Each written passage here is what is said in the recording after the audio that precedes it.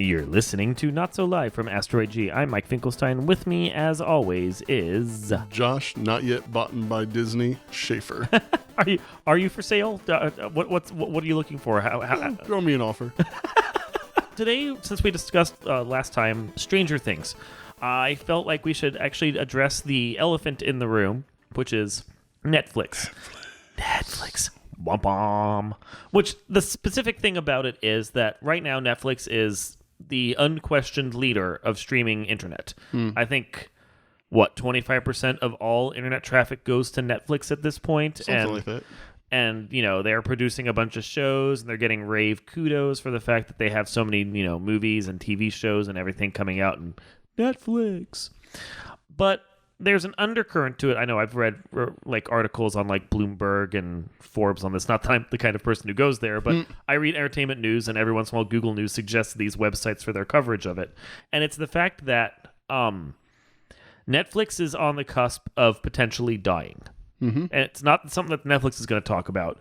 But the simple fact of the matter is that they produce a lot of content, which costs a lot of money to make. And the longer they've been producing content, the more debt they've come up with. And while they might have huge shows like Stranger Things and for a time House of Cards and all of those that bring in a lot of viewers, the fact is that these shows cost a lot, and Netflix doesn't make as much to pay off the debt as the debt they're racking up.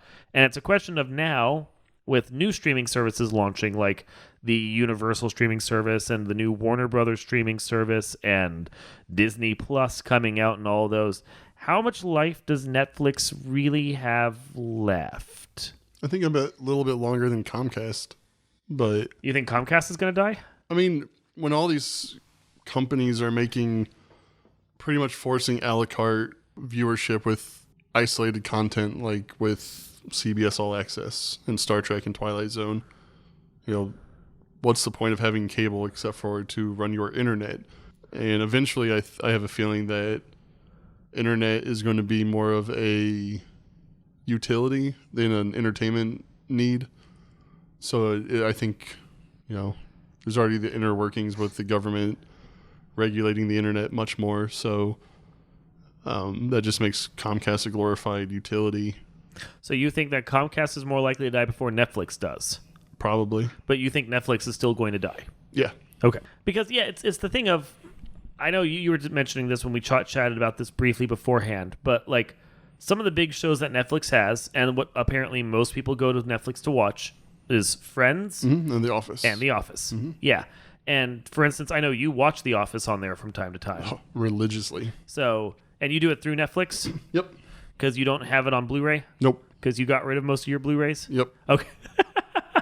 But if Netflix lost the rights to The Office and it moved to, I think it's supposed to move to the NBC Universal streamer. Yep. You're just going to buy the Blu-ray box set at that point? Yeah, it's only $50 on Amazon, I think. So, and then at that point, will you keep Netflix or will you get rid of it?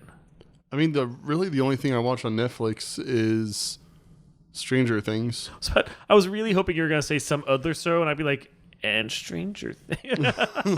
But I mean, I watched some of the comedy specials, and I started rewatching Frasier for some reason, and which is fun, but I can't get through it. Yeah, it's tough. It's dated. It's funny, but then you watch 5 or 6 episodes, okay, I've seen everything the Crane brothers have to tell me at this point. Exactly. Yeah. It's really formulaic now. Yeah. But I mean, there's not really anything else on there that I watch that I can think of off the top of my head. Every once in a while, a movie will pop up, Into the Spider-Verse. I watched again. Which won't be happening once Disney's and I don't know. Well, Sony. I bought it. Sony has Into the Spider-Verse, so maybe. Yeah. But it's one of those things I would expect. A lot of those ones are going to go somewhere else instead. Disney. I bet you Disney's going to take Into the Spider-Verse. They'll have a little deal with Sony and get that one as well. Sure. Yeah. How many of the streaming services do you use at this point? Because I have CBS and Netflix and Hulu, and then I do have Amazon Prime because my wife has an Amazon Prime account, and we use that. Although I could take or leave actual Amazon Prime at this point, especially since they got rid of The Tick. Yeah. Which was the best thing on there. Yeah. I watched The Tick and Mrs. Maisel. Mrs. Maisel was fine. I didn't like second season nearly as much as first. What? Am I wrong on that one too? Yes. Really? I mean, second season was a little less enjoyable. I'll give you that. I still enjoyed it, but All they need to do is send her to the Upside Down, and then I can have 2 shows to hate at once. But yeah, no, there's like I think about it, and those are the ones that I use. But with Disney Plus coming out, and I'm not going to pay attention to the Warner Brothers one or the Universal one. And since Game of Thrones is over, I probably won't even watch HBO one all that much at all. That I sometimes occasionally watch when I'm watching with you. Like, it's one of those things of like, how many of these do I need, and how many of them am I going to care about? Mm-hmm. So which ones are you using? HBO Go, Hulu, Netflix, Amazon, and CBS All Access. I had FX for a while, or the FXX, whatever. Yeah. But I got rid of that one. Okay. Well, and no need to have it anytime soon, because eventually Disney's just going to merge into its own thing. Exactly. Yeah. And the only thing I really watched on it were old Simpsons reruns or It's Always Sunny. Yeah. So it's, and a lot of those come to NBC or to Hulu eventually anyway. Yeah, I'm just, there's, I don't know.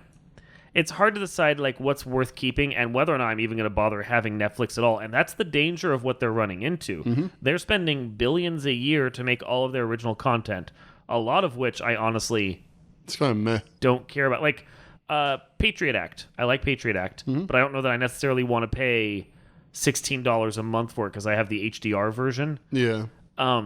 And I don't care that much about Stranger Things. And some of the other shows that I was watching have been canceled or ended because Netflix tends to end most of their shows after 3 seasons now, just because it gets too expensive to produce, and they are penny pinching even when it seems like they aren't penny pinching. Yeah. I mean, there was a comment you made about the fact the last time that Stranger Things very well could end after it, like the show as it currently stands could end next season after number 4, and they'll have a whole bunch of new kids that come in for the next one. And it's like, well, yeah, because Netflix doesn't want to pay for them past 4 seasons. Yeah.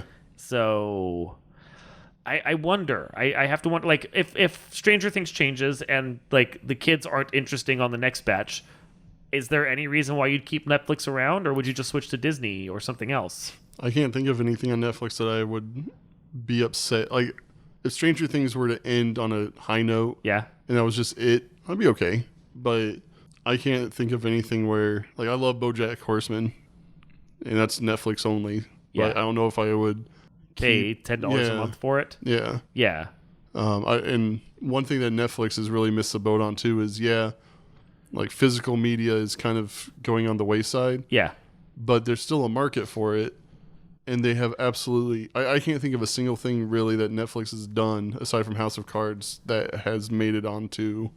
Stranger Things is the only other one. Oh, and Stranger Things, yeah. Yeah. I have those too. But those like, a lot of those are ones that Netflix purchases the rights to air, but then isn't actually the primary one developing. I don't know if they're like the primary studio behind Stranger Things or if that's a shared one or not. It wouldn't I surprise think it's Netflix. It wouldn't surprise me if it was a shared duty one because of how expensive it is, though. Yeah.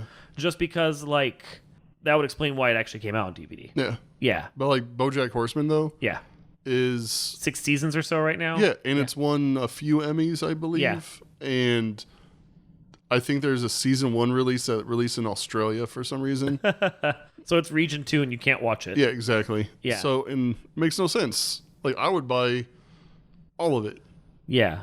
But BoJack Horseman has its share of fans, although I don't think there are that many out there that might make there's a DVD. dozens of us. Whopping dozens. Is it the same people that like Hawkman and the Scarlet Spider? Yes. But, and also, like, I was just thinking about this too, and then they try to resurrect, like, Arrested Development. Ugh. And that was awful. Like, I used to be able to, like, because when I work from home, I like to put random TV shows on so it sounds like it's kind of lonely by yourself. And I used to put Arrested Development on, but after the last 2 seasons, like, I can't even stomach it anymore. It's just too cringy all of a sudden. Yeah, I didn't hate 4th season of that show, although I didn't think it was anywhere near as good as the first 3 seasons. But it did eventually, over time, as you watch through the original version of 4th season, it built to something that was really funny. Yeah. 5th season was awful. I couldn't even get through 5th season. Oh my god, so wretchedly bad. I sat through it for the site just so I could review it, but it was so painfully bad. Only one character was still funny, and that was Maybe. Oh, yeah. She's always been one of my favorites. So yeah, she was still hysterical, but like, and the season didn't know what to do with her by the end of it. Like, it mired her in a storyline where it just kind of petered out, and then she just stopped showing up, and the whole thing. Netflix. Mm-hmm. And then it's funny, like, you know, it used to be like shows would die on network TV and then get picked up by Netflix. That happened a few times. Lucifer is one of the ones, and I like Lucifer. I don't know that I'd pay $16 a month for Lucifer when I could just buy it on DVD eventually. But then they canceled the One Day at a Time reboot that they did. Oh yeah, I forgot about that. And that got picked up by cable TV. Yeah. So it's going the other way now. Like, when there's just too much. There is. And this is why, like, I don't like piracy, but this is why people pirate stuff. Uh-huh. Because, you know, keeping up is impossible. It's impossible. And like, if I wanted to keep up on all the shows that everybody tells me to watch, I'd have to be paying like $200-$300 a month for all the streaming sites, for cable and everything else, just to watch everything. Just to watch everything. Well, and it's the thing of, it's the other fact that you were kind of alluded to, and we were just kind of maybe getting towards, is the trying to find what you want to watch is impossible. Mm-hmm. Like, if you watched both Friends and The Office, you only had to pay $10 to $16 for Netflix at this point. Right. If you watched Friends and The Office come the end of the year, or when they finally show up on the other streaming services, you have to pay the $6 or $8 Warner is going to charge, and the $6 or $8 that Universal is going to charge if it's just that little. Yep. And then you also like have to remember 2 different logins and hope both apps are workable on whatever service you're using. Because, like, for instance, I have DC Universe. I forgot that I have that. I honestly forgot about that too. I was just about to mention that. I have it, and I like it for the shows that it produces, Titans and Doom Patrol, and then they're gonna have Stargirl and other stuff, and I'll watch all those. Those will be fun. But it's the thing of, it doesn't work on my Xbox. They don't have an app for my Xbox. That's why I haven't picked it up yet. So I have to watch it on my computer, which I'm fine for in this instance, but I would much rather be able to watch it on the big screen TV I have that I paid money for.